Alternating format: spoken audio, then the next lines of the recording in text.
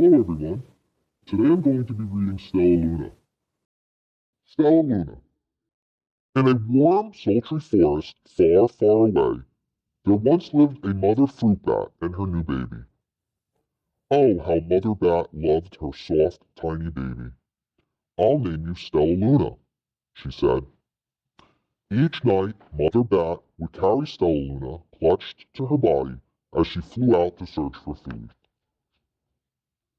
One night, as Mother Bat followed the heavy scent of ripe fruit, an owl spied her. On silent wings, the powerful bird swooped down upon the bats. Dodging and shrieking, Mother Bat tried to escape, but the owl struck again and again, knocking Stella Luna into the air. Her baby wings were as limp and useless as wet paper. Down, down she went, faster and faster, into the forest below. The dark, leafy tangle of branches caught Stella Luna as she fell. One twig was small enough for Stella Luna's tiny feet. Wrapping her wings around her, she clutched the thin branch, trembling, cold and fear. Mother, Stella Luna squeaked, where are you? By daybreak, the baby bat could hold on no longer. Down, down, again she dropped. Flump! Stella Luna landed headfirst in a soft, downy nest, startling the three baby birds who lived there. Stella Luna quickly clambered from the nest, hung out of sight below it. She listened to the babble of the three birds. What was that? Cried Flap. I don't know, but it's hanging by its feet, chirped Flitter. Shh! Here comes Mama, hissed Pip. Many, many times that day, Mama Bird flew away, always returning with food for her babies.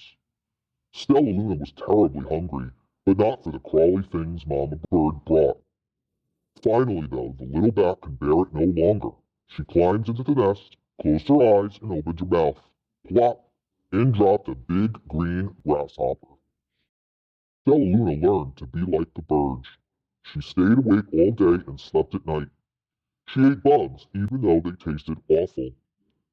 Her bat ways were quickly disappearing, except for one thing.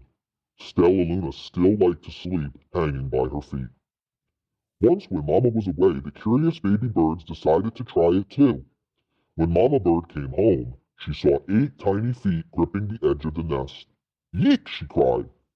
Get back up here this instant. You're going to fall and break your necks. The birds clambered back into the nest, but Mama Bird stopped Stella Luna. You are teaching my children to do bad things. I will not let you back into this nest unless you promise to obey the rules of this house. Stella Luna promised. She ate bugs without making faces. She slept in the nest at night, and she didn't hang by her feet. Stella Luna behaved as good as a good bird should. All the birds grew quickly. Soon the nest became crowded. Mama Bird told them it was time to learn to fly. One by one, Pip, Flitter, and Flap, and Stella Luna jumped from the nest. Their wings worked. I'm just like them, thought Stella Luna. I can fly too. Pip, Flitter, and Flap landed gracefully on a branch. Stella Luna tried to do the same. How embarrassing. I will fly all day, Stella Luna told herself. Then no one will see how clumsy I am. The next day, Pip, Flitter, Flap, and Stella Luna went flying far from home. They flew for hours, exercising their new wings. The sun is setting, warned Flitter. We had better go home, or we will get lost in the dark, said Flap. But Stella Luna had flown far ahead and was nowhere to be seen. The 3 anxious birds went home without her. All alone, Stella Luna flew until her wings ached, and she dropped into a tree. I promised not to hang by my feet, Stella Luna sighed, so she hung by her thumbs and soon fell asleep. She didn't hear the soft sound of wings coming near. Hey, a loud voice said. Why are you hanging upside down? Stella Luna's eyes opened wide. She saw a most peculiar face. I'm not upside down, you are, Stella Luna said. Ah, but you're a bat. Bats hang by their feet. You are hanging by your thumb, so that makes you upside down, the creature said. I'm a bat. I'm hanging by my feet. That makes me right side up. Stella Luna was confused. Mama Bird told me I was upside down. She said I was wrong. Wrong for a bird, maybe, but not for a bat. More bats gathered around to see the strange young bat who behaved like a bird. Stella Luna told them her story. You ate bugs? Stuttered one. You slept at night? Gasped another. How very strange, they all murmured. Wait, let me look at this child. A bat pushed through the crowd. An owl attacked you? She asked. Sniffing Stella Luna's fur, she whispered, You are Stella Luna. You are my baby. You escaped the owl, cried Stella Luna. You survived. Yes, said Mother Bat as she wrapped her wings around Stella Luna. Come with me and I'll show you where to find the most delicious fruit. You'll never have to eat another bug as long as you live. But it's nighttime, Stella Luna squeaked. We can't fly in the dark or we will crash into trees. We're bats, said Mother Bat. We can see in the darkness. Come with us. Stella Luna was afraid, but she let go of the tree and dropped into the deep blue sky. Stella Luna could see. She felt as though rays of light shone from her eyes. She was able to see everything in her path. Soon the bats found a mango tree, and Stella Luna ate as much of the fruit as she could hold. I'll never eat another bug as long as I live, cheered Stella Luna as she stuffed herself full. I must tell Pip, Flitter, and Flap. The next day, Stella Luna went to visit the birds. Come with me and meet your bat family, said Stella Luna. Okay, let's go, agreed Pip. They hung by their feet, and they fly at night, and they eat the best food in the world, Stella Luna explained to the birds on the way. As the birds flew among the bats, Flap said, I feel upside down here. So the birds hung by their feet. Wait until dark, Stella Luna said excitedly. We will fly at night.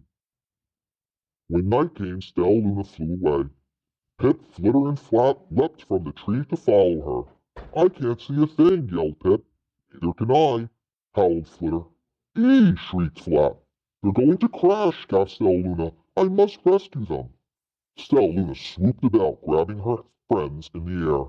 She lifted them to a tree, and the birds grasped the branch. Stella Luna hung from the limb above them. We're safe, said Stella Luna.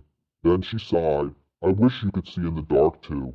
We wish we could land on your feet, Flitter replied. Pip and Flap nodded. They perched in silence for a long time. How can we be so different and feel so much alike? Said Flitter. And how can we feel so different and be so much alike? Wondered Pip. I think this is quite a mystery, Flap chirped. I agree, said Stella Luna, but we're friends, and that's a fact.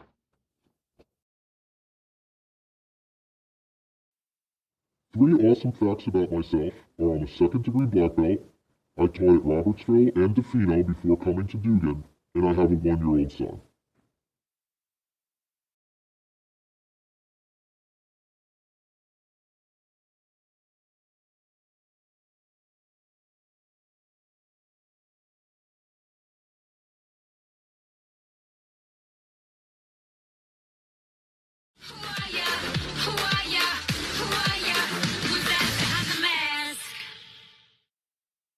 Hi boys and girls, today I'm going to be reading If You Take a Mouse to School by Laura Numeroff.